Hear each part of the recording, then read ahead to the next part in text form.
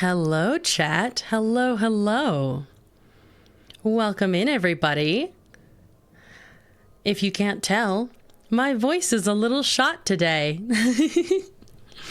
My voice is a little shot today, but we're still going to do the cast Q&A. Oh, hello, everyone. Welcome in, welcome in. We have a bit of a fun thing for you today. I'm excited. I'm so excited. So, my little voice, my poor little voice is just dead. My poor little voice. But that's okay. That's okay. I have some fun things for y'all today. So, shall we say hi? Shall we say hi? Boop. I'm in a funky fit today.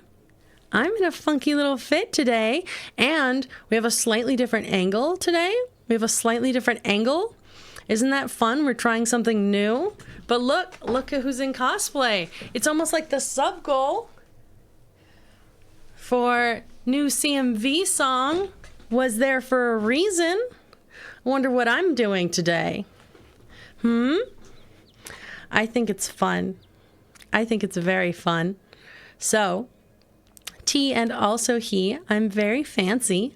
We got a fun little thing.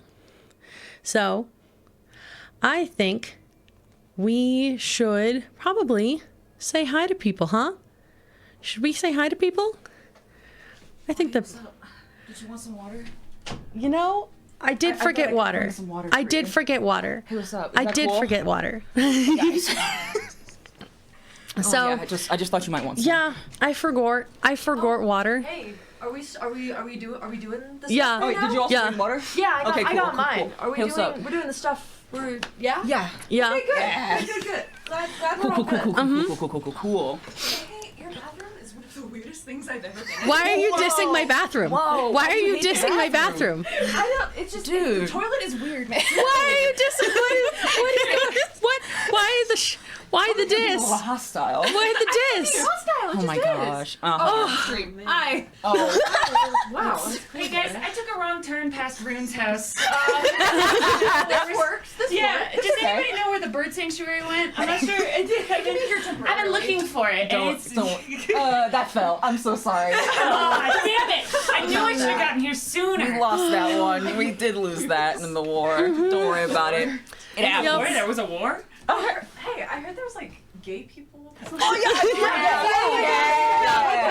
You're right. There are gay people. Right spot. Yeah. You're in the right place. You're in the right place. I mean, How many people can fit in that room? people. You'd be surprised. Oh, that's great. Wow. Oh, that's great. That's Wow. good. That's crazy. How many people can fit?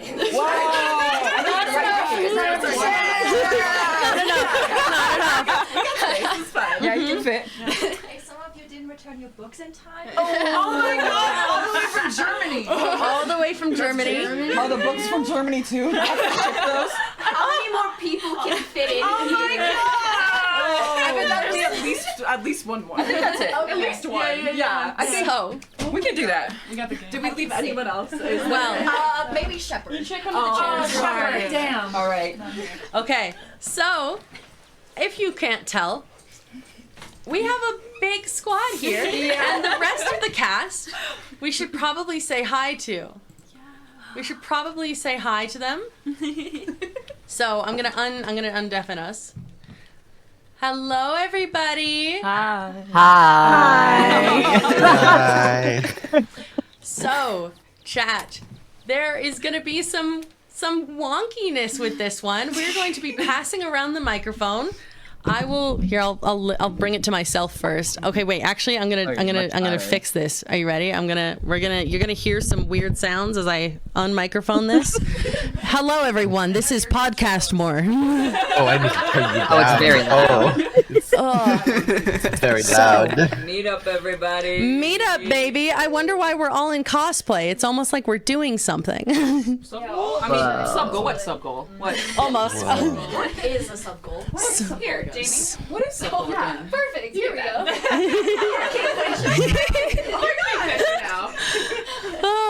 So, sub goal is what song we're doing a CMV to, because that's fun. I I hope you enjoy the moth that I had sitting in the chair. Olive Moth Moon canonically is here, guys. Oh my god. There will potentially be like a little bit of feedback between us and the Discord. I'm going to do my best to mitigate it as much as possible, but just so you know, it will be a little weird. If music is too loud, let me know and I can turn down the ambient soundtrack made by the wonderful Connor. Yippee! Everybody clap for Connor. Yeah. But Hearts. for this, most of it is actually going to be hosted by Art because my voice is dead. So, Whoa, Daniel. yeah, I know. Daniel just thank you, darling, for the 34 months. So anyway, meetup. So, anyways, meetup time. I think it's time for us to get started with a bit of a cast Q&A for SkyBound. Are you all ready? We and also Woo. Okay.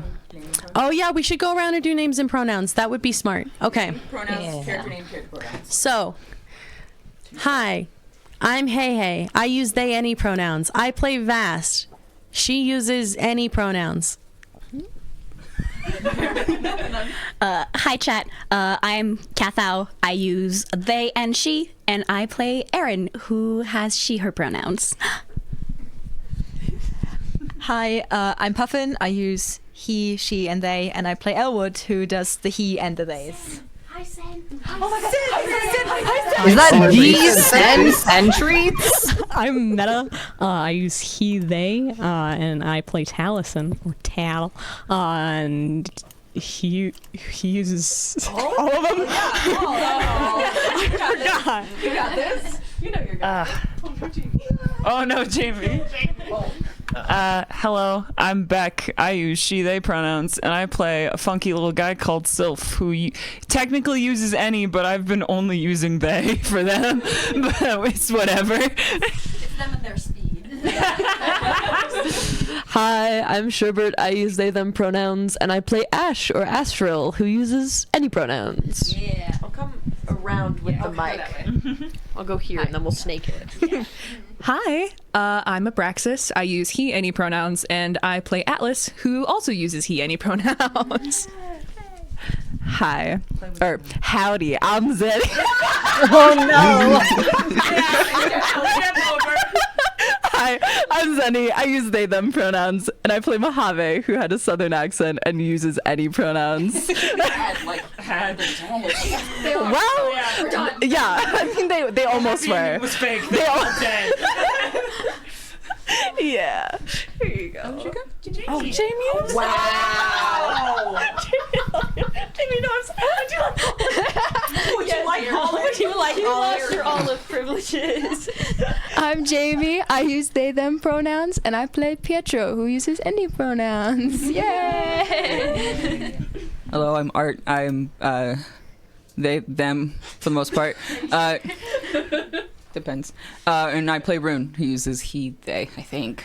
We'll find out. And then we're going to go down the list in the Discord. So introduce yourselves, fools. I think I'm first in the Discord. Hi, I'm Connor. I use he, they pronouns, and I play Virgil, who I think also uses he, they pronouns. I mostly use he for Virgil, but I think it's he, they. Hi, I had to think about this. I was sitting here, I'm like, how the pronouns go right now? I'm Ghosty. I'm he, any? Question mark? We're playing around with it. And I play Gavin, who uses any pronouns. Hi, I'm Olive. I forgot my pronouns for a second. I use it, he pronouns, and I played Nemo. I love you, Olive. Who uses he, it pronouns? Yeah, we're doing so good with pronouns, guys. Really good. Hi, I'm Swip. Use she, her, and I played Ava, who also uses she, her. Super easy. Hi, I'm Ben. I use he, they pronouns, and I played Marcel, who uses he, him pronouns. And I think that's everyone. Yay! Yeah, we did it. Everybody got through their names. We did it. We remembered our names, but not our pronouns. This was a great Q&A, guys. I'm so glad that we answered these questions. Thank you for coming. Good night, everybody. We all had a gender crisis. It was Thank you. great. Wow, okay. Get out of my house. Everybody got your plane tickets on? So, anyway, All right. shall we get into things? Would you like to hit us with the first question? I shall. So, we didn't grab every question, obviously. We grabbed some of them, and certain people are going to answer. For the first one, everyone will answer, and we'll just kind of, you say we go down the line in here, and then we'll do Discord. So, how did you decide on which bird based your character off of, or did you give your character any real-life traits of said bird? So, Vast is a magpie. I think magpies are really freaking cool, but I knew I wanted to do a black and white bird with some other color involved, and that ended up being Vast was really like, it fit really well to do that color scheme. It went really well with the colors that I already had planned for the character. And then obviously Vast picked up a bunch of traits of mimicking. It was more in the beginning that we saw Vast had like kind of would like scoop up shiny things. I did steal from you on day one, and I wish I had done it more though. But she, she ended up hoarding a lot of things. She, in her ender chest, is still all of the stuff that Rune gave her before they were even dating. So for Aaron, I don't remember who it was, but at some point I got biblically assigned a Crimson Rosella. And I swore to myself that next time I made a bird character, it would be that. So that's where that comes from. But that was completely separate to Bound. Someone just looked at you one day and said, "Yep, Crimson Rosella." Yep. I know what birds are you doing floor time now? Wait. I think it's funny. Yeah. I want to go back on there. But all right. Right now, I just think it's kind of funny to be right here. Bird traits. Obviously, Aaron can't see glass. Otherwise, I mostly went with like something that I didn't show much, but like the Minecraft bird thing they do when like they're close to music and they kind of dance. Aaron like has trouble with that, so and like background stuff with Mo. Whenever Mo would play music, like Mo commented on how Aaron is like bad at dancing, and that's why, because Aaron like can't control anything while there's music around. Oh, wait. Okay, I just remembered. I totally perched all the time. I always liked Vast was a percher. Vast was a percher and a hopper. Hopper across like fence posts and things. Very much did that. With Elwood, I knew I wanted to. Did I even see what you just did? Barely see my perch. I love the perch for demonstrative purposes. With Elwood, I knew I wanted to make him German, so I went for like birds that are native to Germany, and a lot of them look kind of boring. And then I picked starlings because I like starlings, and then I regretted it ever since because drawing starling wings is really, really obnoxious, and I already simplified them. But the whole flock thing. Yeah, oh yeah, I do. The whole thing with starling flocks are like really freaking huge, and I was like, how do I do this? How do I make this sad and traumatizing? And that's like half of Elwood's character arc is just based on looking at what happens if a starling gets separated from the murmuration. Don't look that up, it's very sad. But that's that. Mimi Flamingo. I like them because they're pink and hardcore. They can live in like really, really salty water that like nothing else can live in, and I think that's really cool. And that's why I like the Plague Doctor mask. Like that whole aesthetic part of it was like, I'm pink and I'm pretty and I have a Plague Doctor mask because he. I did the like pigmentation stuff, obviously. With he got real fucking depressed and stopped eating shrimps and got white. Man's liked fishing for shrimps, biblically inaccurate shrimp fishing techniques, and I also, there was another thing of like they can survive in like uninhabitable kind of situations, and I didn't really actually elaborate on it, but I was like, I feel like he could live closer to the void for longer periods of time. Not necessarily immune to that stuff at all, but could be down there a bit longer, just near. Following in your footsteps, Mimi like hummingbird. No, I really like hummingbirds. They're small, they're speedy, and I knew I wanted to be a silly little gremlin after being Ari in Fable and being serious all the time. I wanted to be silly goofy, and hummingbirds felt like a good silly goofy bird. And I think the big things that Sylph did was Sylph was like constantly moving because hummingbirds don't really ever slow down. I also did a lot with they ate, in the beginning mostly I was like they were eating only sugar berries. I gave that up once we started fighting and I needed actual Minecraft gameplay to be on my side. They ate more steaks when we started fighting more.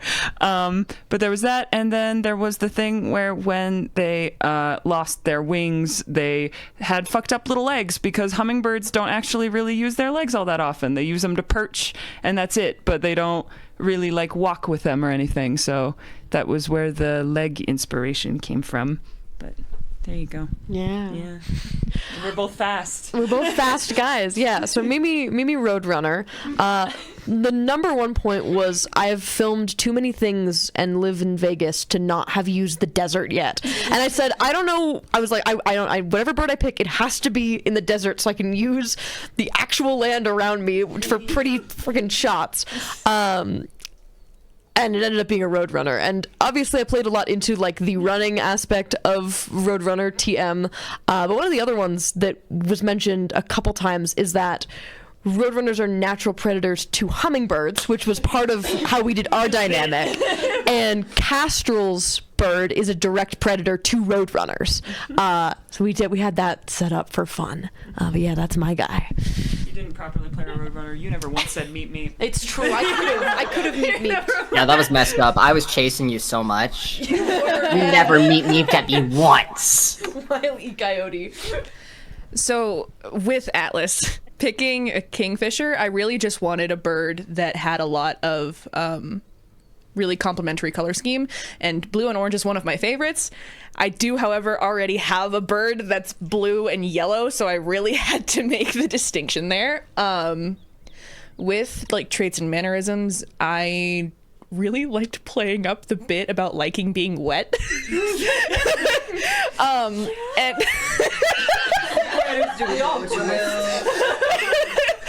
And he really liked being in the water, and it was very important that he kind of be set up near the water, and he was also purely pescatarian. He did not have any meat the entire time that I was on the server, except fish. Yeah.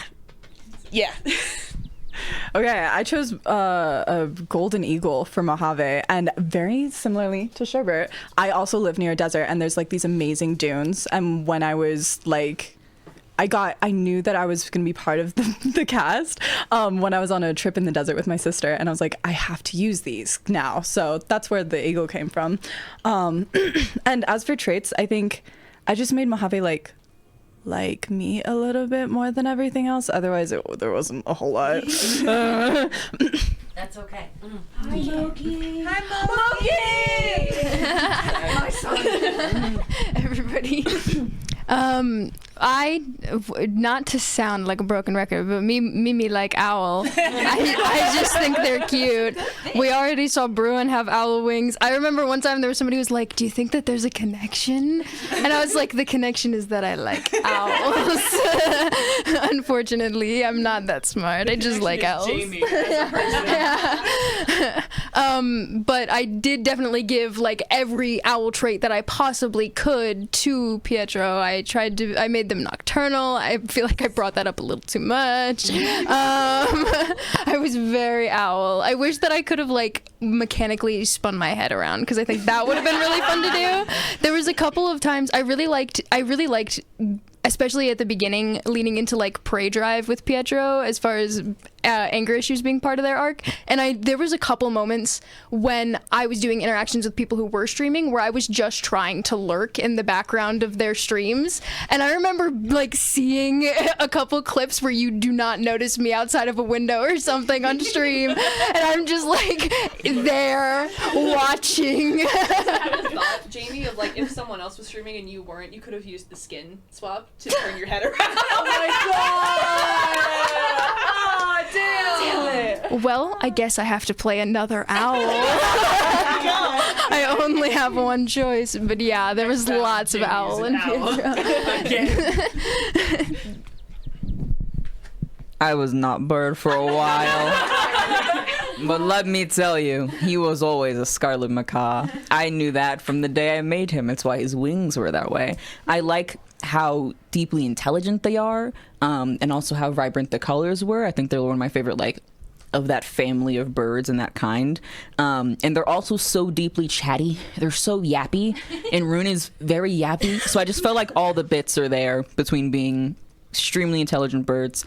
They do some really silly stuff sometimes, though. Like, they don't use their intelligence for good all the time. And I kind of think that that's Rune, you know, when he makes a blast furnace into a sewing machine. So that's my piece. And now, all right, on to the Discord friends. Yeah.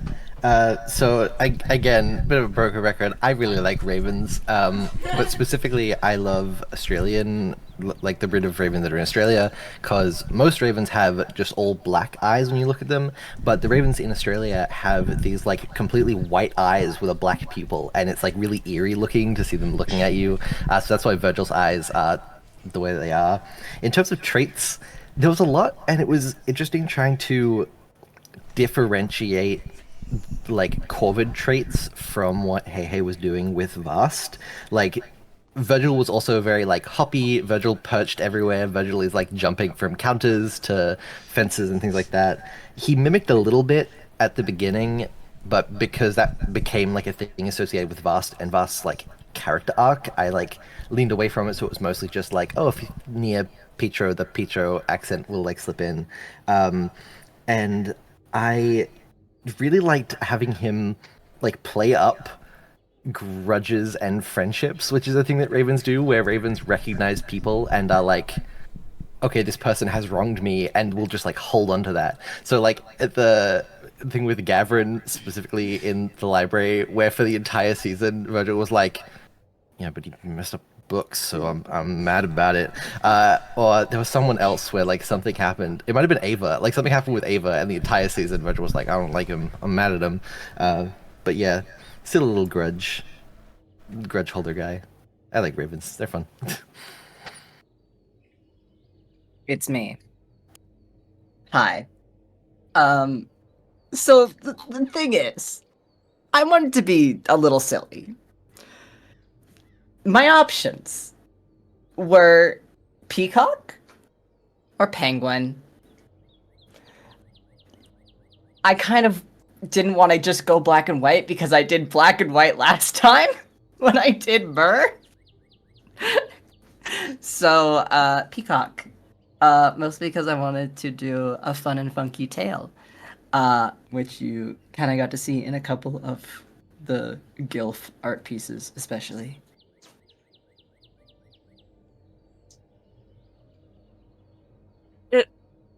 My turn. Your turn. Hi. I went with a swan because the easy. There was like no patterning on it, so I did not have to figure out how to draw the wings. Because you made the smart art decision. I did not. Yeah, I did the same thing with Don and his wings being all yellow. It's just easy to have them be a solid color.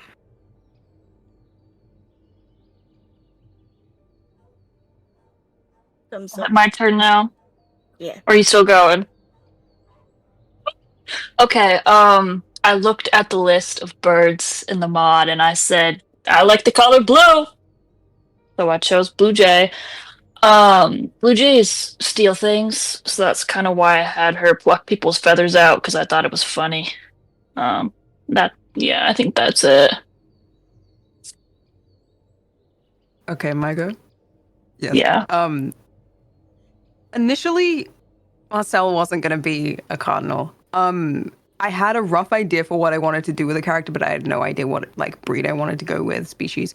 At first I was going to lean toward a kookaburra, but then I decided I'm sick of being the Australian guy. So I ended up leaning more toward an American bird, and I picked a cardinal because we don't have cardinals in Australia, so I thought it'd be like a cool, fun writing exercise to work with.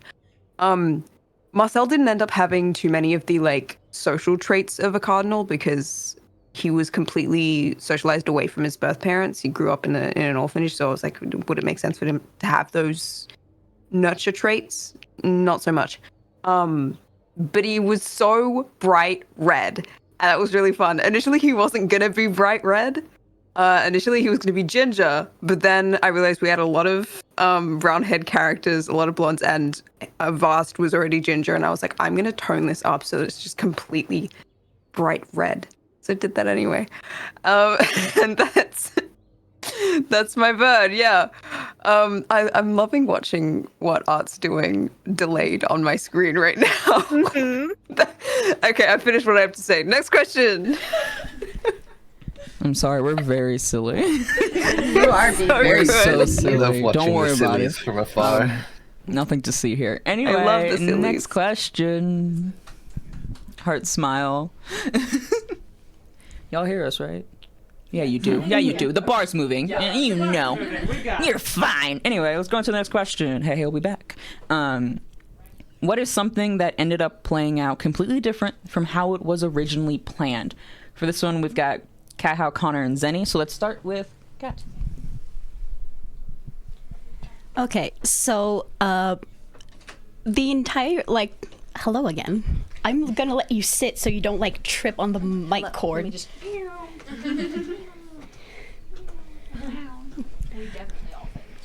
Okay, so at the beginning, Vass was very much supposed to be the villain the entire time. So something that wasn't exactly said or confirmed. Erin is an ex-Avacane member. She took part in the ritual that slowly, she was supposed to be someone's flock, but the recipient died, so the ritual wasn't completed. And in the mess of things, someone brought her out.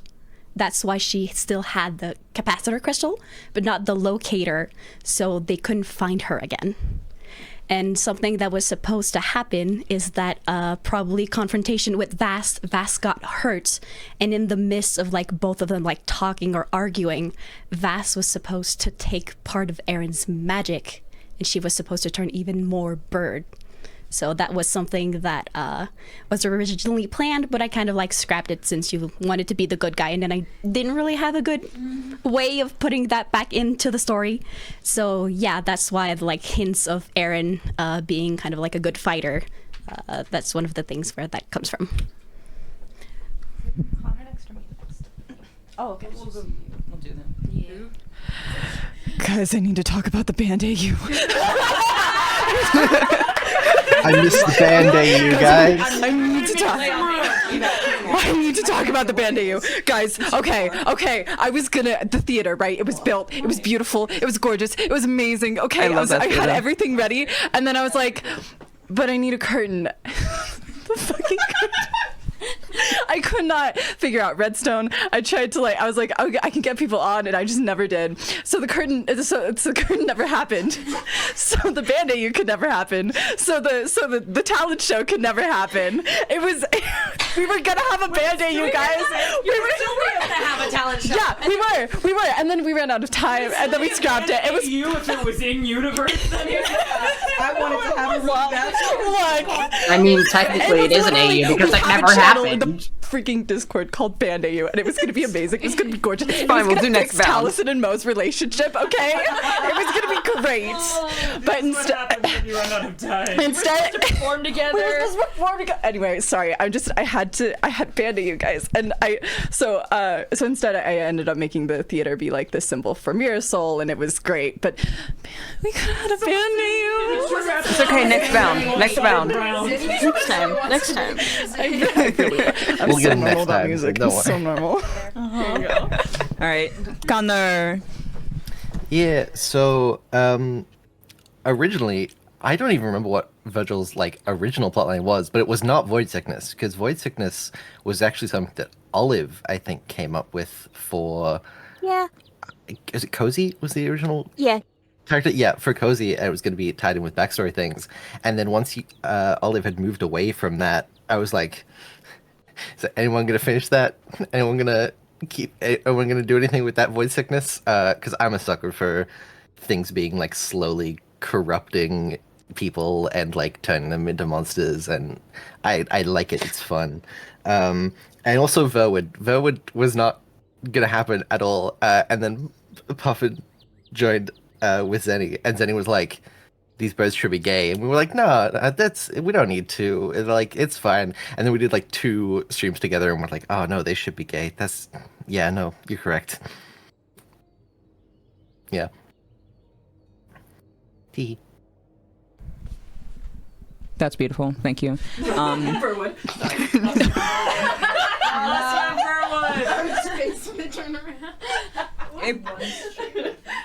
Gay people. All right. Next question. What was? Microphone. Next question. I'm going to talk to you like that. You don't like. Stop that. Yeah. You're gonna hate that. You don't want RSMR. You want RSMR? No, RSMR. RSMR. Okay. I don't think anybody wants that. I'm sorry. My voice is not. I didn't even that need good. to make the All whole right. ambience track. We could have just had Art SMR the whole time. I should just whisper to you guys. No? Please don't. Do you hate me? Hey, do you hate me? Anyway, what was your favorite parallel or foreshadowing that happened, whether it was accidental or an intentional one? People for this one, Connor, Cathow, Jamie, and Ven. We'll start with Jamie. Cool. I mean, okay, mine is kind of small and like way from the beginning, but I really liked foreshadowing that Pietro knew about the Avocane and about like from their parent and stuff before the stream where Vash tried to kill Virgil. I liked having a weapon or armor on whenever I was in your vicinity and just being like on edge, and like I really liked playing Pietro as like knows more than they give off. It was really fun. There was one edit I saw that like showed the clip of Pietro holding the sword and with the like he knows audio, and that was my favorite thing ever. Where am I passing this? Okay. So this is an accidental parallel between Aaron and Vast in like Alexandria. The first time Aaron met Vast grappled Aaron from behind. In the very end, Vast was grappled by the Avocane. So like in both cases, an ex-Avocane member was grappled by an active Avocane member, and that was accidental. And I sent both pictures to Hey afterwards, and I was like, did you do this on purpose? We did this twice. The answer is yes. The answer is always yes. Oh yeah. So I think that was a fun accidental one. Connor, I think. Connor. Back to me. So my favorite parallel is I've been like referring to it in my notes as Virgil's fear of death, or Virgil not wanting to die, both after he runs away from Vast trying to stab him and after he gets the void sickness and he comes back. One of the first interactions that Virgil has is going to Rune and having this like really vulnerable conversation of like, I don't want to die. I am like barely an adult. I'm not prepared to live with this like burden of death hanging over me. And I think like the way it's contextualized in both like events is really interesting to me, where it goes from this like an external threat of death to an internal threat of death with the void sickness. And oh no, the cameras died. Yeah. For everyone else. That's okay. Do you want me to keep talking while you guys fix that? Yeah. Yeah, we're I'm gonna fixing keep camera, talking. guys. If you want to, I'll keep talking while. Yeah, Vin also has to go for this question, so Vin also I'll has just to go. yap. Yeah, I'm gonna wrap up. So yeah, that happening and being that sort of double part, and I think is also the first time that Virgil a lot of the times can be this kind of very silly, goofy character where he is a bit more lighthearted, and it's a bit, he's the little conspiracy theorist guy, and he's making jokes and things like that. But having someone like having that space where suddenly all of his fears are no longer these big abstract,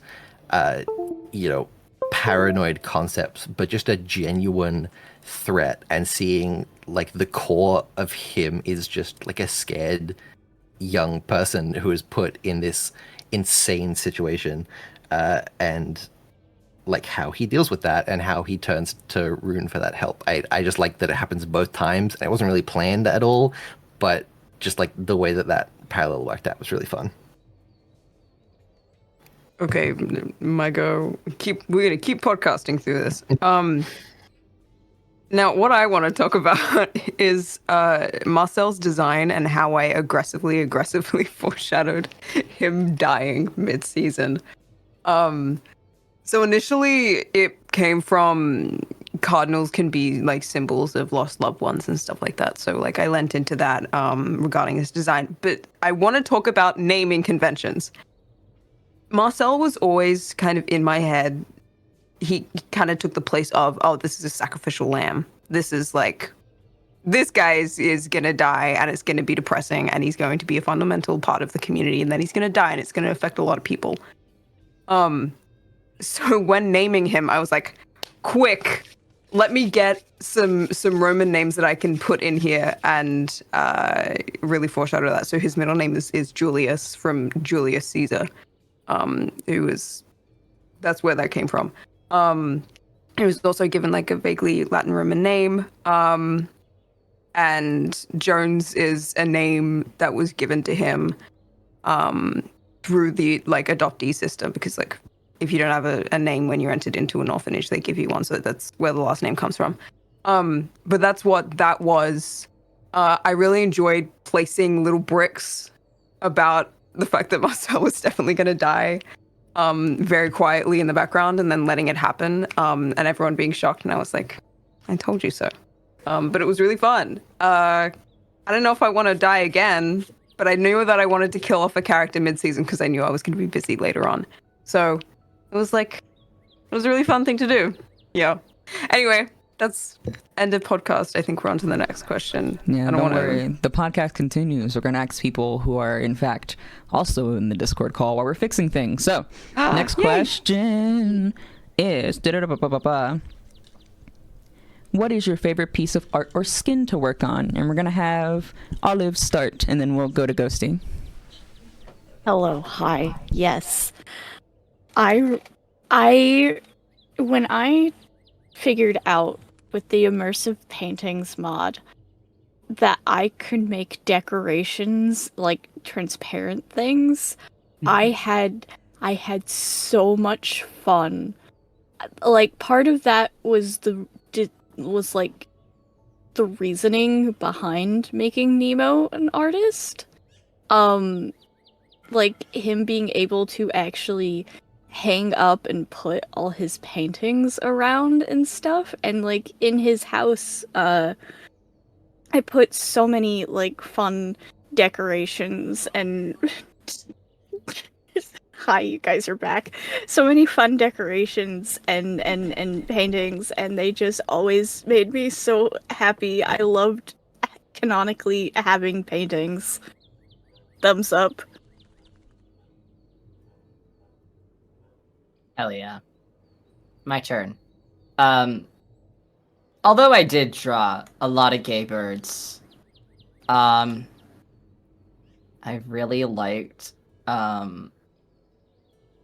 really have been enjoying making skins, and I have made one of my favorite skins that I've ever made on Minecraft, and that is Gavrin's Monarch Butterfly skin. Ugh, it's just... It translated so well from the concept art to the actual skin. Mm-hmm. And I just... I'm biting. Hello, we're back. We're now on webcam version because all of my camera batteries are dead and the other one is at the Airbnb charging still. So we're webcam. you get a webcam version now. We still look hot. We still look great. My bad. It was a little bit funny. I think I'm also answering this question. Me too. Yes. So you want to start? We were just podcasting. Okay, so my favorite piece only got posted once. It was during the Viviana arc. There was a night where I was up really, really, really late, and I think it was at 2 a.m. Oh, that one. This one? Yeah. Hey, if you want to, I don't know if they can see it very well, but That was a good one. Yeah. I was up at 2 a.m.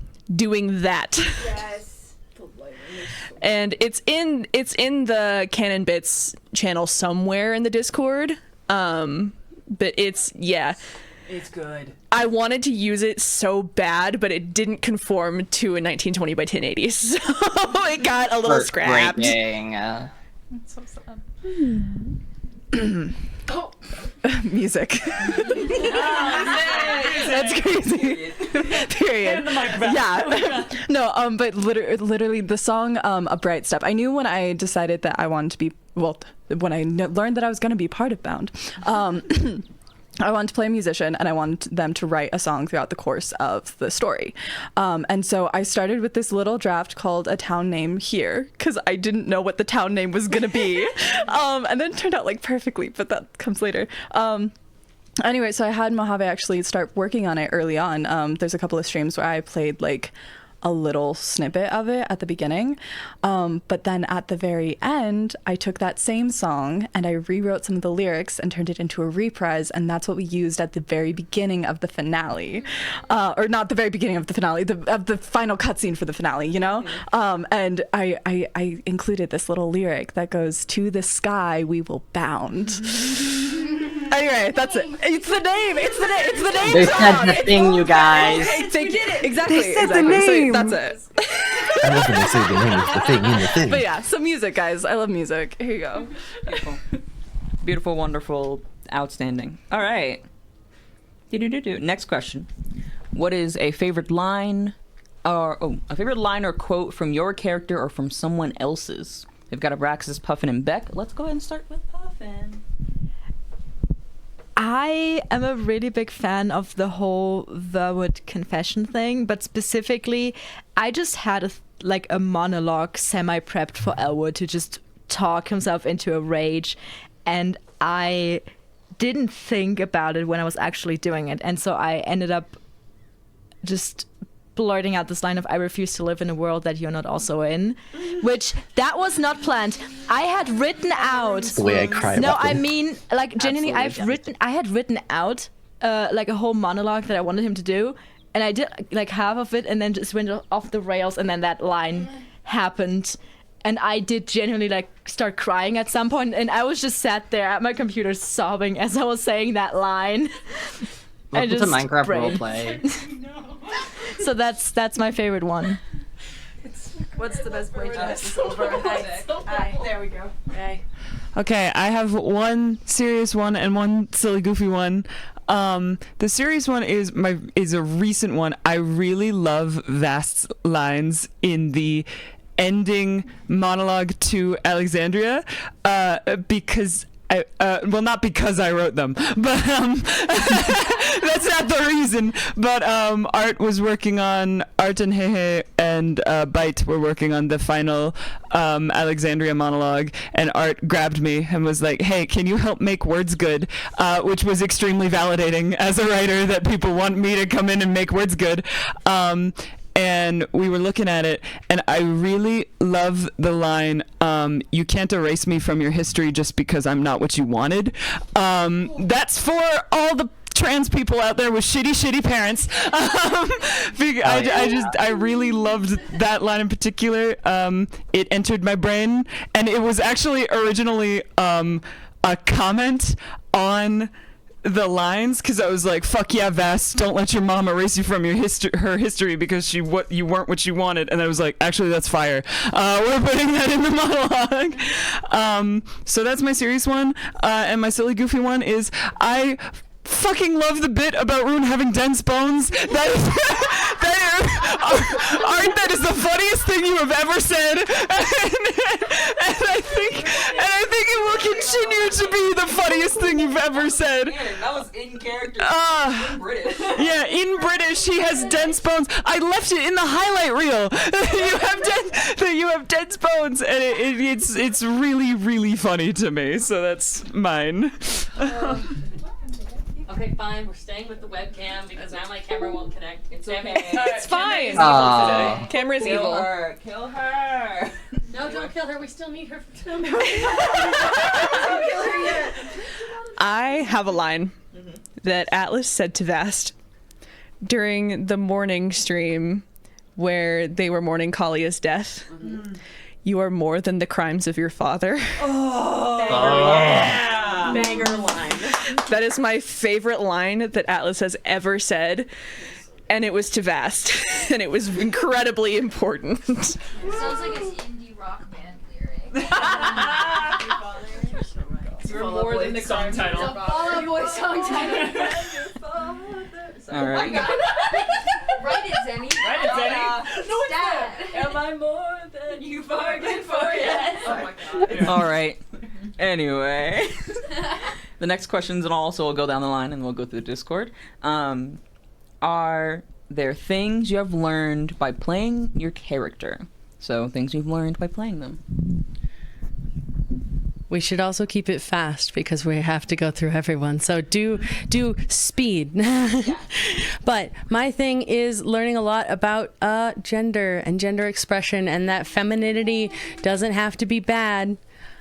Because somehow I was actually able to go embrace a character having she in the pronouns again, and that was a big thing for me. That's why I got the they in my pronouns, the they, the any in my pronouns now. I learned that I need to stop being shy and actually reach out to people for lore. Because all of these people are like so fun to interact with, and I love them so much, and I just want to be with them more. So that's what I learned from playing Aaron, and I need to stop going on random hiatuses. Wow, make us cry. I'm good at that. You are. It's like, I think the main thing I learned is just a new form of improv play. I've been doing like pen and papers in D&D since I was 16 years old, and I've never done something like this. So like, it was not something I learned from Elwood, just from this entire project, really. It was learning a really cool new form of storytelling and improv. We don't kill Jamie. No, that would be very bad. Yeah, I would be very upset. I learned, not necessarily from Taliesin, but I don't really do the radio tower stuff as much as I wanted to, but I learned how to edit audio. Which I just haven't done before. But I realized that I can lose entire 6-hour chunks of time very quickly in just one blink. Join me in the rabbit hole. Join me in the audio editing rabbit hole meta. Connor's gonna grab you.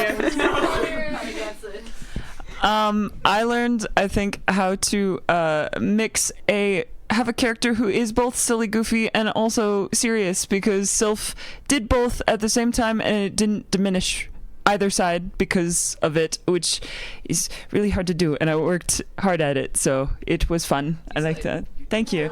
I did my best. I hope it came across. This is wonderful. Yes.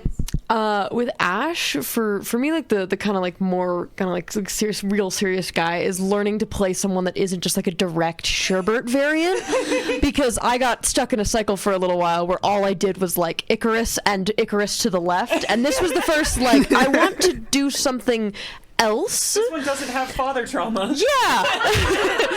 And that was really like fun for me to realize that I can now make other characters that aren't just the same kind of guy over and over again. And the funny version of that is learning how to pace differently in Minecraft. Ash has a different pace, and that one was hard to do. It was hard to get that in my brain. Sherbert may not have the father trauma, but mine sure did, didn't it? We transferred the father trauma. Oh yeah. Atlas was a really good experiment for me, also gender and identity wise, surprisingly, because there was this whole bit about his name and how he wasn't really able to accept it until he started deconstructing everything with people who cared about him, which is a thing that I've had to go through, but it helped to do it a second time through a different medium. So now I'm like, this is kind of fucking cool. That's really cool. Okay, so like a more serious one is with Mojave. I learned, because I've never lost a kid, right? Like, and that was like Mojave's main bit, and I'm like, I don't know how do I do this. And what I kind of learned is that like grief looks different for different people. Like that was something that Elwood and Mojave played up a lot, was how like their arcs were different, and that wasn't something that I was expecting to show with Mojave, but it happened, and it kind of like helped me learn like, oh, okay, that's actually kind of cool. And then the funny one, never do more than 4 cutscenes in a single stream. Never again. Never again. And I was like, what are you doing? I asked myself the same question. Anyway, that's it. Thank you. Jamie, why are you evil? Stop forgetting them just because they're short. I'm taller than you! I promise I'm not forgetting you because you're short. I love short people. Puppets people. I have short friends. I have short friends. I'm short friends. I'm short as well. Sorry. My serious answer has to do with disability and giving Pietro my disability, but there's another question that I'll yap that later. My joke answer, well, not a joke answer, but I also, like, I don't know, I learned more confidence by deciding to do an accent, and like, I don't know, confidence in my acting ability, in my improv ability to like do that and also keep a consistent voice, which I wasn't perfect at, but it's nothing I've tried before, so that was fun, a new thing. I didn't even think about that I also managed to keep that accent up for the whole year, and I definitely did not plan to do that preemptively and didn't know that I could, but I kept the whimsy going. But mostly for Ruin, I think it would be like having a character who has a lot of weight on his shoulders in an intellectual sense is new for me, and it was good exploring how he balances that and how much he can hold, and exploring a character when they can't hold it all. And they need to like go like his depression arcs and his sad arcs where he can't hold things and then there's problems because of it. That was really good for me to unpack and hold. Your desk, idiot. Anyway, Disco people. Oh. Wrong button. Boop. I was gonna say you guys deafened. So, not to also say things on the gender front, but I went into SkyBound as a cis man, and I left SkyBound as not that, and that is very much due to Virgil and like learning a lot about my own gender identity through Virgil, and honestly, like a lot of that is due to fan headcanon and the rest of the cast talking about like the initial transmask Virgil headcanon, and like playing a character who was trans and then like kind of rotating that in my brain and like picking things apart and examining my own like relationship with gender and things. And I don't know, Virgil's very special to me in that way, and learning about myself and things like that. So yeah. We love you, Connor. We love you so guys. much. Yeah. Skybound SMP trans my gender, guys. Real not We've done it, guys. This is the gay agenda. We can get out. We're done. That's it. Are you done talking about your gender, Connor? I'm done, yeah. Can I talk about my gender? Go wild. I also gender. I gendered 2. There's an any in there now. But aside from that, I also learned how to use Procreate Dreams, which is to say, don't try and make an entire cutscene in 1 week entirely in Procreate Dreams. You will not have a good time.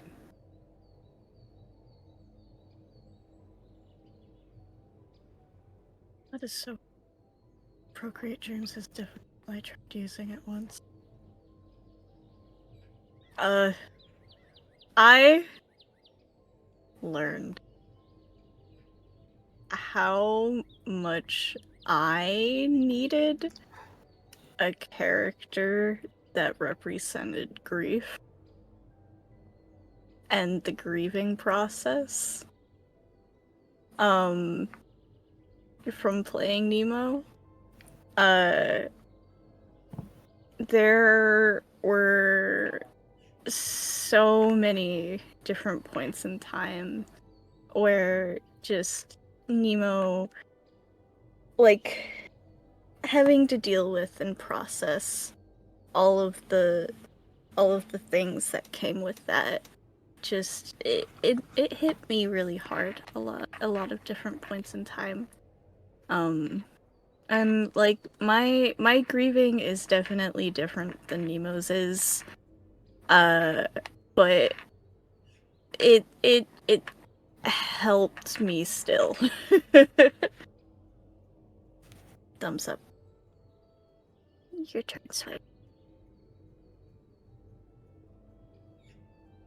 Swip, are you alive? Bestie, you're muted. Swip! Oh my god, Swip, she's come fucking back! dead. Oh my god, I she miss fucking Swip. dead. I wish Is this slipping they in the were room real. with us right now? I'll go and we'll attempt to find Swip. I think on a serious note, what I learnt was, What is happening? what I learnt was, I think I definitely picked a different character than I usually would to play. On the same note as Sherbet, it was the thing of like I'd always played. I'd been in the character Ven variant box for a very long time, and I'd been playing these very like depressed characters and stuff like that. So I was like, I'm gonna gear for something that is much happier, which was both great as a writing exercise, but also very difficult because this like in my personal life I had a lot of bad stuff happening. So it definitely became a thing of I would show up to pre-stream and all of these terrible things would have happened to me in that week, and I'd be like, okay, time to pretend to be happy. And it actually helped quite a lot. But on a silly note, what I did learn was I love building. I didn't get to build as character Ven. I did that little shit rat bastard built the same thing like twice. Lived in a hole far away from everyone else. Didn't do shit. And then I was like, I can build. I can do things. So there's like 7 sanctuaries. There's the canopy. I didn't get to build the tunnel because I died, but there was gonna be a tunnel under Rune's workshop that like went through. It never happened, but I wanted it to happen, and that's what matters. I built a lot, and I definitely learned how to balance like visual storytelling alongside writing storytelling, like with characters and stuff like that. So that is my answer. Is Swip alive? I'm alive. Everything froze. I couldn't unmute. It was so sad. It was so sad. But to go off those two very heartfelt testimonies, I learned to not do an accent like that ever again. It was the worst mistake of my life. I wish I did not commit to it. That's all I got. I didn't learn It was shit so from good, it, though. it was a menace. It was good. You killed it though. It was so good. You did. I love going through everyone and Swipe just ending with, I didn't learn shit with this SMP. I'm done. I was mean and I was rude and I'm still mean and rude. So You know what? That's about what I expect, and we All love right. you for it. Next question. Are there certain bits you may have wanted to include in your character's lore, but may not have gotten the chance? I'm on this list. I'm starting this. There is a full written out and audioed cutscene for Rune's mother, voiced by Mambu. And it's a really upsetting one of like him running off to try to play with kids that are flying. And she's like, you can't do that. And you can't be with them. You have to go get your sigils, because he got them every year repeatedly. And I think because the Vercane was gone and not really attached to the current story, I didn't get to explore it a lot, but just his mother was just like him, and the father was an avian and his father was this bright light. And I wish I could have explored more how guilty and almost resentful she was because he somehow didn't beat this curse. He didn't escape like the generational change. And even though he was trying so hard to be so brave and he was so bright and he was so excited and everyone was still mean to him, but he was trying. I think I wanted to explore in my brain. I would have loved to have explored like how sad she was as a mother and probably almost neglectful because of that, and how that thing is. So Mambu voiced the character. I had the whole cutscene. It never worked out that I had a good chance to work on art for it or like have it done and stuff. So it's like one of the most unfortunate things I've never gotten to do with Rune, but that element of his story, important to me. I can't believe you never got to use that. I know. I edited it and everything. Yeah, I might release the audio. I might release the audio and like just like ambiance for you guys, just like the vibe, because Mambu did a good side. It's a pretty it's a good bit of cutscene. It's not like a minute. It's like Heart Mambu. We all heart Mambu in this house. I was like, you be my mom, and I was like, yeah. Okay, we've got Ollie, Beck, Connor, and Meta. So let's start with Meta. I'm sorry, Jamie. He's just getting repeatedly hit by a wire today. All right. I'm Meta. Hi, Meta. I wanted to explore more of Anders, actually. I had more ideas for more like radio tower things. I kind of ended up like speed running that because I just didn't have the time or energy to be disassociating for 8 hours and then coming out with a cutscene. I have a full-time job. I wanted to explore with that more the idea of not necessarily getting an ending with someone that you loved, of having someone who is so important in your life and then suddenly they're just gone, and like having that response of wanting to get them back and working so hard to get them back, but how easy it is to lose yourself and not realize what you have around you because you are so focused on getting back what you wanted, what you had, but you can't have that anymore. And I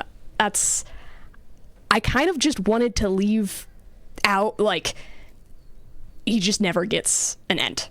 But I did end up doing an epilogue of like a final, like, hey, I love you. I'm not gonna make it, but I'm here. You did great. Just because it was so heartbreaking. That was the less devastating take. I know. I heard both. Nish was great. That was so hard. Yeah. But I saw people like theorizing, like, oh my god, and maybe this happened. No, he just died an uneventful death. He was just gone. But yeah. I think it's my turn. Is it my turn? I'd forgotten who was. So I definitely did introduce the fact that Sylph had parents and a whole backstory a week before we ended. So yeah, I kind of, part of me wishes I had been able to do more with that. I had thought about Sylph's backstory and parents a lot over the course of the SMP, but I could never figure out how to integrate it because it always felt like it would have been way too convenient for them to just stumble upon parent things just in the middle of nowhere, and then another person showed up in the middle of nowhere and gave them all the parent things. But no, it just felt really strange the whole time to just be like, no. And I also kind of ended up liking the idea that it was just a part of them that they didn't know. And then at the very end, I was like, hey, all these Avocane members are coming to town. It's like, we could have one of them be related. And there's another funny bit about it where for the longest time I was struggling with how an Avocane member would recognize Sylph, and I was thinking about it for weeks, and then one day I just sat upright in bed and went, genetics, you fucking idiot. That's it. Shout out to genetics. But yeah, and I threw in one little bit in the epilogue that of an idea I had that Sylph's goggles actually belong to their dad, and they've had them the whole time, and I couldn't figure out how they would know that either, because the shitty Avocane lady who hates their dad would not have known that. But yeah, I thought that was the thing I kind of wanted to get more into, but I still like how it ended. So, what? What if all of this time with Sylph's goggles, there's just a little engraving on the inside? There is. That's in the epilogue. There's a tiny little engraving that they never noticed before. Oh, wonderful. That's the bit. All right. Let's go to our Discord peeps. I believe we have Ali and Kanar. Do you want to go first, Olive, or? You can go first. Okay, cool. Honorable mention to the radio station with Meta. Meta and I had planned out that we were gonna do some fun conspiracy in the real world. Number stations are a real thing, and there's conspiracies about them. So there was a Virgil canon fic where he finds a radio that's releasing the number signals, and they were numbers from Meta regarding that whole plot line. But it just didn't go anywhere, which is a shame because I love doing things with Meta. But my main thing is a stream that Hey Hey and I didn't end up doing, that I think I pitched to Hey Hey initially, and then it changed a bit, where once Virgil had the void sickness and was sort of in his acceptance, I'm probably going to die arc, Virgil was going to go to Vast and be like, hey, when I die, I need you to look after Pietro if the islands fall. Pietro can't fly anymore. I need you to make sure that she is safe and that she is taken care, survives that. And it was sort of a parallel to the Pietro Vast deals about keeping Virgil safe in a fun way. And then that changed later when I was really toying with the idea of the void sickness turning Virgil into a void creature, where Virgil was almost going to go to Vast and be like, hey, when I turn into a monster and try to kill everyone, I need you to kill me. And have a little parallel to the Virgil, Vast trying to kill Virgil in the beginning. And in the end, there just wasn't enough in the concept to pad out a stream, but more or less. I think that was kind of what Hey and I settled on, was just that there wasn't quite enough substance to stretch it out into a full stream. And by the end, we were all kind of rushing to wrap up plot threads. It felt weird to just introduce this other element and a full stream when everyone's schedules were packed. So we kind of let that go to the side, but I hold that little I'm turning into a monster, need you to kill me arc in my hands. Yippee! My turn. I think Olive. Oh wait, I thought Olive went first. I'm so silly. Anyway, no, it's Olive's turn. Hi. With Nemo, there were actually a handful of things that I didn't get to explore that I wanted to. But I'm not gonna say all of those because I might explore some of them with other characters in the future, maybe. The biggest one, I think, though, being Nemo's dad is alive and somewhere in the universe. And I wanted to include him as a bigger plot point somehow, but I couldn't find a way to shove it in there anywhere that made sense and worked with everything else. So just picture Nemo in the New World finding his dad one day and being reunited with him. But also, I had a whole other character before Nemo that I wanted to do a lot with. And I didn't, because I think I had just had too many things going on with them at once. And I'm pretty sure it just overwhelmed me a little bit. Like along with the void sickness stuff, like I felt like it was overwhelming for me to try and like figure out how to like do all of that and to get that ball rolling, and then also like connect all the backstory stuff I had for Cozy and whatnot. And I feel bad that I didn't get to explore any of it, but I do want to eventually at some point have Cozy be a character again, so you guys will get to see her and have her story be a thing that happens at some point. Heart emoji. Okay, there's some questions we're gonna neum over for our Discord peeps, just because we are a little pressed for time, but let's go and get into the next one, yeah? So, how did you decide on what representation to put into your characters and NPCs? And this is a good amount of people in here, so I'm just gonna pass it around. It is hey, me, Ollie, Abraxas, Jamie, Beck. So. Obviously Vast has some pretty big ones with gender, with figuring out like gender fluidity, gender stuff like that. But also another thing that I put a lot of effort into with Vast's representation was the nerve damage.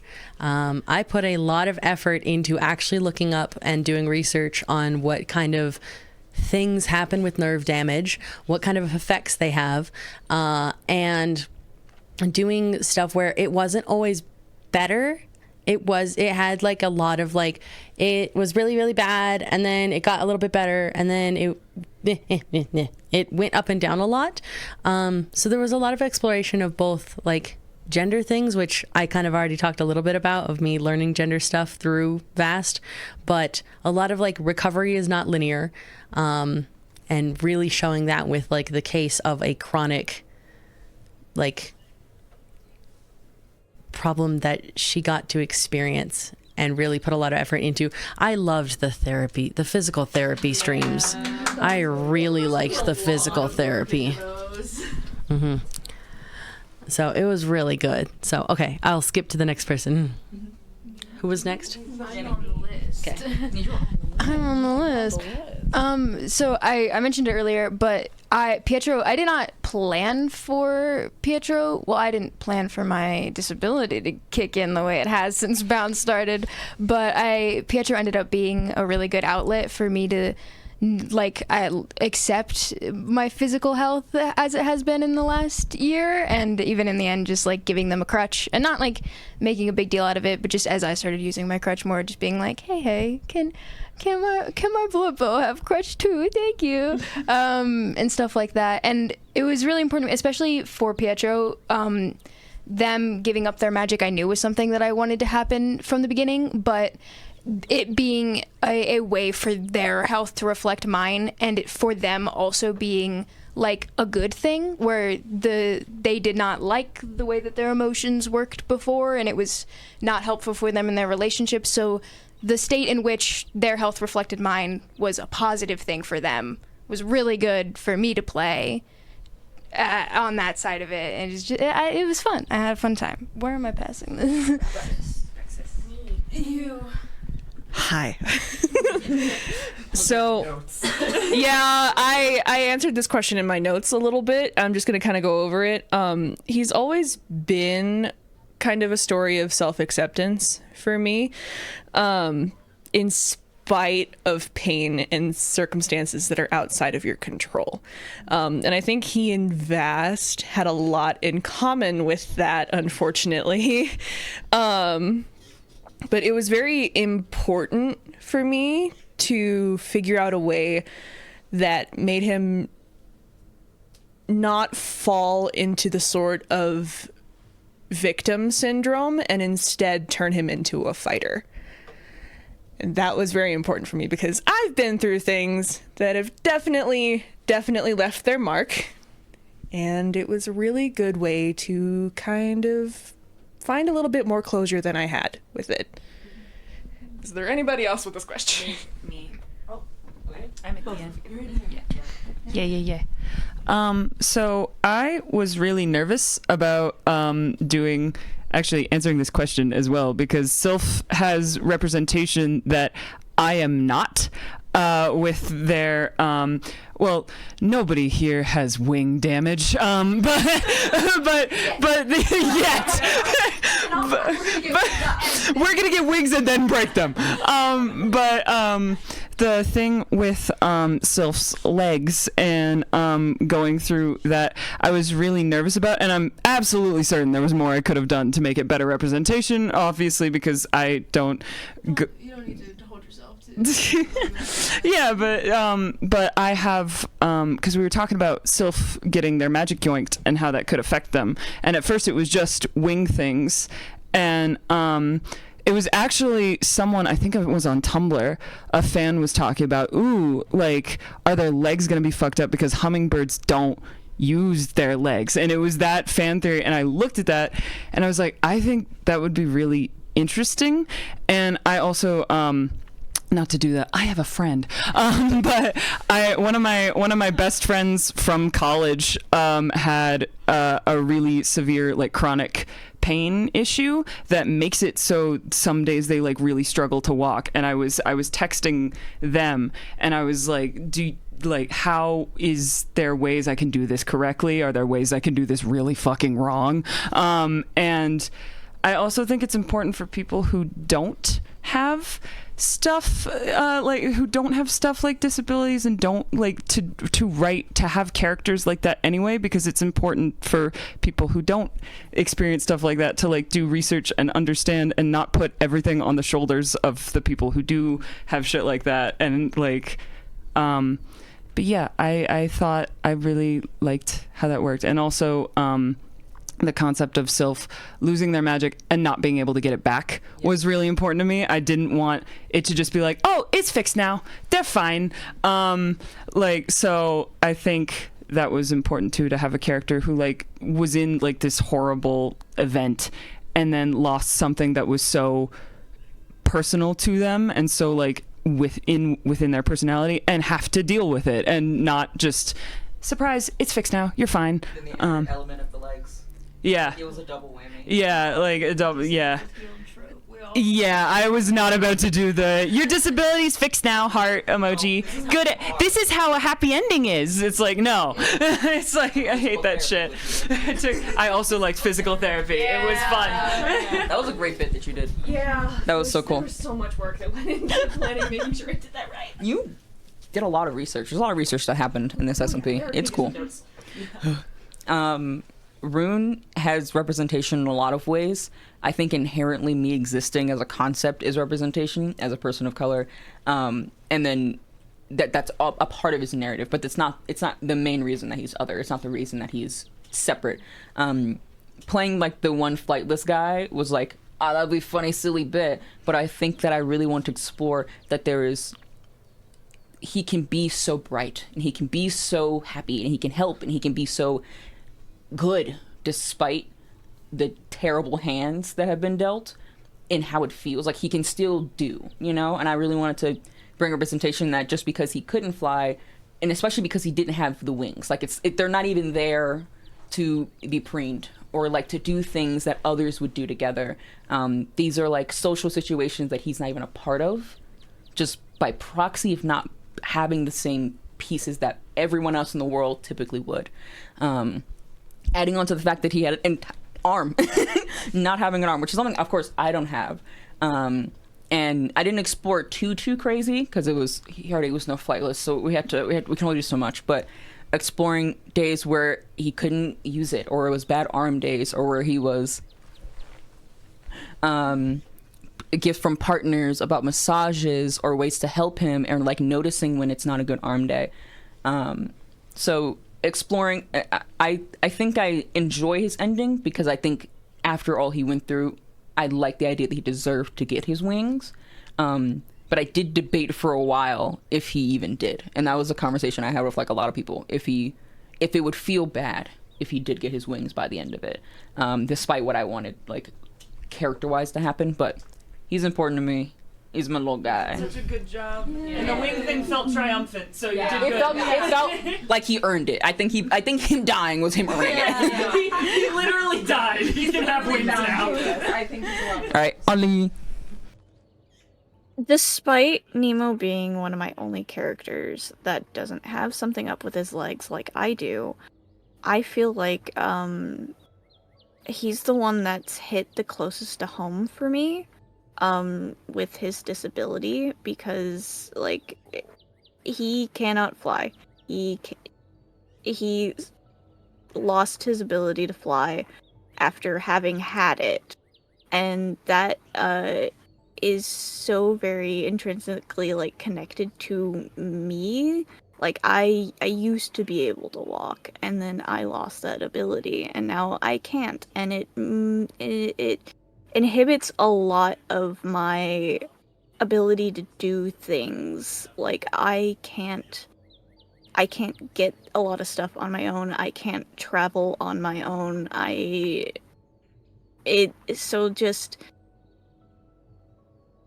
despite the fact that he can walk, he is like the closest representation out of all of my characters to my own disability.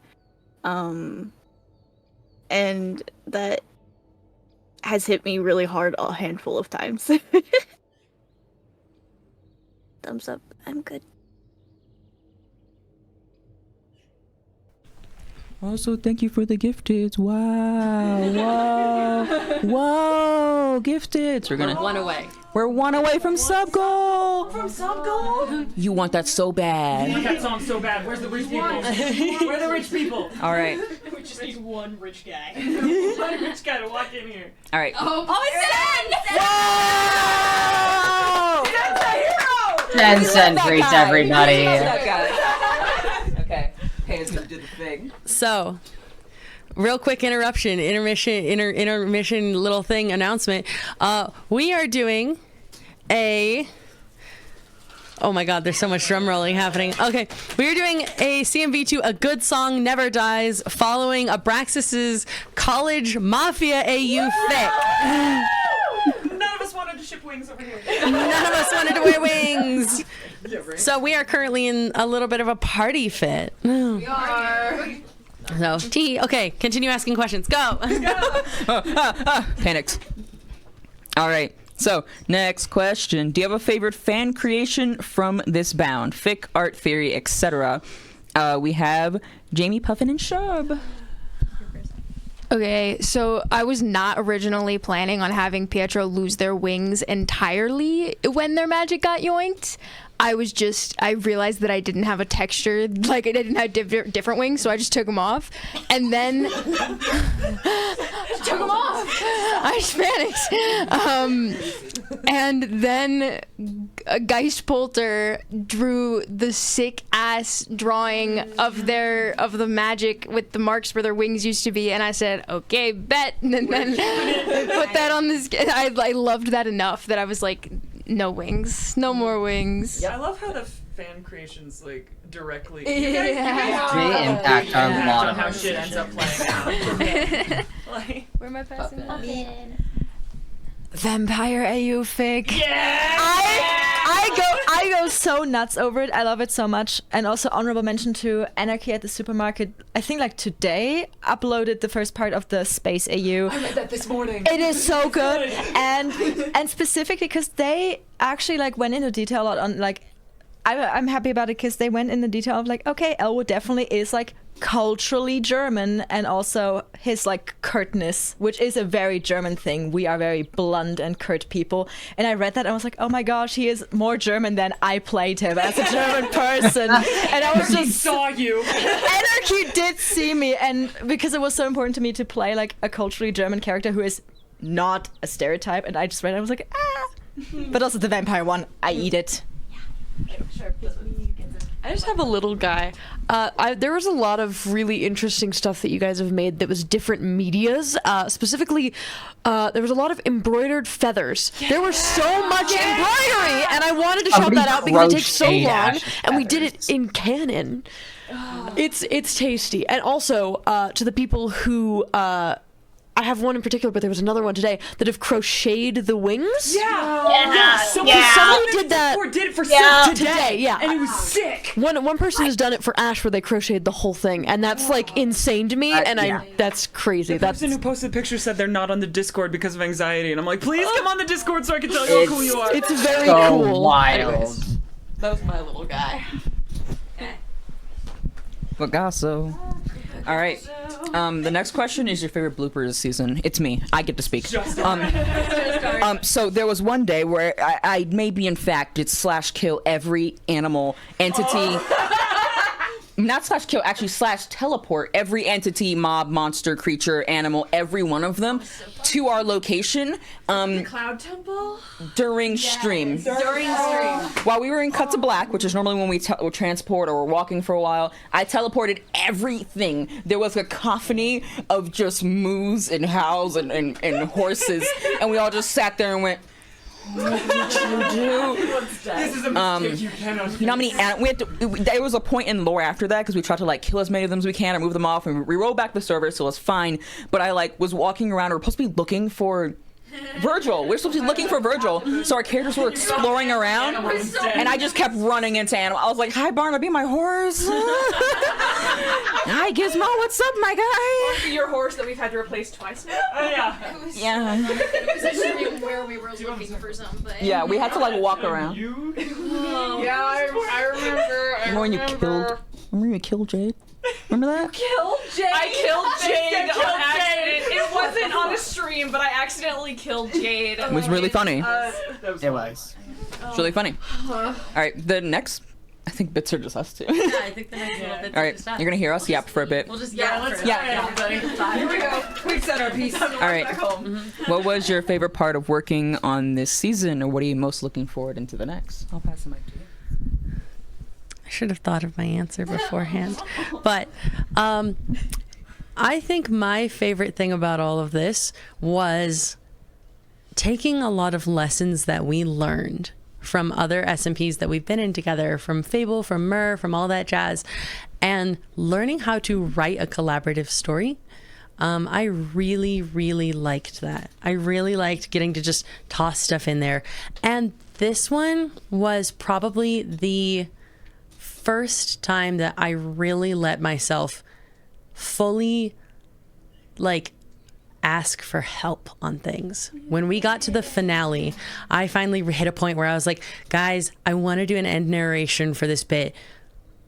I can't think of anything. Can someone help? And Abraxas volunteered. And I said, hey, I'm struggling to write the lines for Alexandria's monologue. Can someone please help me? And Beck and Art stepped in, and we were able to get so much done because I actually said, hey, I have a lot of friends who are really good at this, and I would really like to utilize their skills. I'm so proud of you. So I'm so excited for the lessons we've learned from this one. Going into the next one, I already think we have a better concept and things, and I'm really excited about that. So that's my answer. Friends also like to help you. I think mine's is...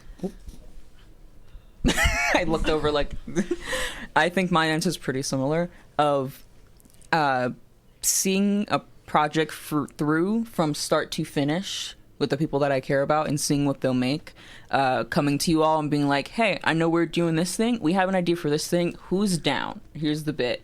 And everyone's just raring to go. We decided when this would happen, so that in turn decided when the finale would happen. And then a lot of people had to step up and like do things, and like the timeline was a little crunch and it was a little stressful, and there was never a moment where people didn't step up, where people didn't step up and help or do things, or willingness to just jump in on projects. And I think that's super important with doing collaborative work, where like there was times for the whole finale week where we're all just sitting in VC, just hanging out and like helping each other, giving feedback and talking. And I think that community that we built and like the energy specifically in this group of the entire SMP was really important to me, because I think we built something so amazing together beyond like the concept that we came up with. I don't think we even thought that it would be this far. We didn't have an idea of what the ending was. We didn't have an idea of what everything that we were going to roll up to and like the world lore. That wasn't figured out until like a couple months in, and we had like a cast meeting and brought everyone to the table, and there was amazing ideas. And that's because you all have amazing ideas. We didn't figure it out until you brought the three of us in. Because we were part of that wasn't even. Yeah. That was like, hey guys, you're new here. So how do we think about the world? How do we think about the world? It also needs to be said, guys, Hey and Art put so much fucking work into this server. You guys do such a great job running this, keeping everyone involved, making sure everyone's informed of what's going on, accepting everybody's ideas, working with everybody, and not only like on a story level, but also, y'all, every time the server broke, these two were on it immediately for hours, and it was insane. So like, you two did such a good. You two deserve. Have we mentioned how we almost lost the server at one point? And how much fun you've made it. Yeah, tech support art is real. It's the kind of thing where we came into this project and we looked at each other and said, "I trust you to hold my hand through this. I trust you to be my other half." And there's just like that. And there's plenty of things that both of us can do. We're both very competent. You could do mod things. You could. I could do some of the things you do with texture packs. I just don't know how to zip them, but I could figure it out, right? I could do the planning that you do and the organization that you have, and I could, but I don't have to, just like you don't have to do the mod things, because we can separate the work between each other so that we can come together with a better thing in the end. Yeah. And that's really important to me. Yeah. So this is also my favorite part. Thank God we have two people who are really good at running a server. The rest of us to play around in. And I think that brings us to our last question. What sparked the idea for SkyBound to be the first bound and to make an SMP like Bound to begin with? So, we knew we wanted to do a bunch of shorter stories. We wanted to do a whole set of like, we have a lot of stories to tell and a lot of character ideas. Let's do something where we get to explore them, but not as long form as Fable. So let's try and find a happy little middle ground. And can I share my little story about how we came up with the name? Yeah. Yes. Okay, a lot of people actually got to learn this today because we were filming up around a college campus that I used to be around a bunch. And there's a bus system there that has a series of buses called a hop, skip, and a jump, and a bound. And so when we were trying to think of something that would be a good name for longer than like a little short like fairy tale, not as long as an epic, we were trying to think of something that was like in the middle, and I went a hop, skip, a jump, and a bound. Right? We went hop. So yeah, they saw the bound bus today, and it was funny because someone, I think it was Zen. Was it? No, I noticed. Oh, Katha pointed it out and was like, "Oh my gosh, look, it's the bound bus," and I was like, "No, for real, it's the bound bus." Let me tell you something. It was really fun. And then, do you want to talk about? Here, I'll let you. You go. What was I talking about? Oh my god. If you were going to talk about why we picked SkyBound first. Oh yeah. Okay. I remember when I think it was a very tentative thing where randomly one night we were like, what if we tried something? And what was gonna be next for us after Fable? Because we weren't done telling stories. And we felt like a lot of our friends also had more stories to tell. And we were like, what if we thought of something new and something different and something that we can expand on to keep doing it? And we knew we wanted to come into it with like a premise, like a bit that me and you wanted to come up with to build off of with everyone else. and we had a whole bunch of lists of all the different themes. And if you remember the trailer, there's all the different sketches of like all the different logos we could have had, and some of them were connected to exact concepts that were like, we want that one maybe, and then like some of them were like, I don't know, that's a shape. As the one who drew them, I don't know, it's a shape. Guys, I want to do Wolfbound so bad. Wolfbound blend. Let me bark. Barkbound.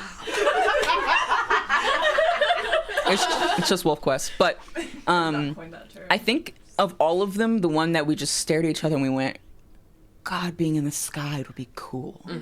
But in the world that is detached from the ground and is entirely based in being up in the air, and like how we didn't even know the how or the why, and we found Terralith Islands and we said, that's it.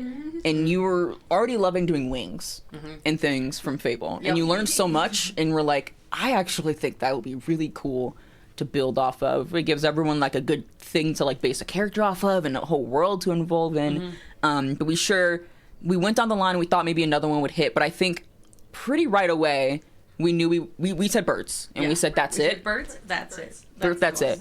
And then it's really funny because we started out pretty. We don't have to rush this. We can take our time. We can wait like 4 months or something. No, I kid you not, in a week. We had so many thoughts. We had documents. So many documents. We had modpack thoughts. It was so quick. We were really head full. I was also a dog, so that helped. But you were actively a dog in Fable. I was actively a dog in Fable, but we were really cooking, and I think birds just stuck out to us in a way that felt like that feels like the next thing we want to do. Now, speaking of bounds. Speaking of the next thing we want to do. Drum roll. We are very excited to announce that the next bound will be Starbound. We're going to space, baby! We went. Starbound, We went space! We went space! You don't know how excited Hey 13 was when they came to me and they made eye contact and they said, Arch, we're doing Starbound. And I said, you're so right we are. Space. So, Final frontier. with that, thank you all so much for submitting your questions for the cast Q&A. Thank you for getting to send stuff. I think a ton of us, if we didn't answer your question, a ton of us have our Ask box open on Tumblr. So please send us questions, especially if you sent character-specific questions. We don't typically do character-specific questions in the cast Q&As, so please send your character-specific questions to us on Tumblr. A lot of us do that. Some people also be doing Especially if you're streams, talk anxious, about 'cause a them. lot of us Some have people anonymous. have or will be doing Yeah, I do. streams. I know I'm doing a stream when I get back from break. Yeah. To talk about rune stuff. So Yeah, so we'll be able to do a lot of stuff. It'll be very fun. But for now, we have the rest of a CMV to go film. We gotta go. It's break time. I'm getting out the glow sticks. Yeah. So with that, should we say goodbye to everybody? Yeah. You goodbye to the Discord friends. Goodbye, Discord friends. Goodbye, Discord friends. We love you. Now we gotta, oh gosh, I gotta figure out where to send them. Oh no. Okay, wait, hold on. Okay. Who's got? following? Bite just went live, I think. Go Jax. Jax. Send all Okay. the birds to Jax. We're gonna send you guys to. It's a mini dono-thon. It's a mini dono-thon. Perfect. Let's go. The last time we were sending you off as birds.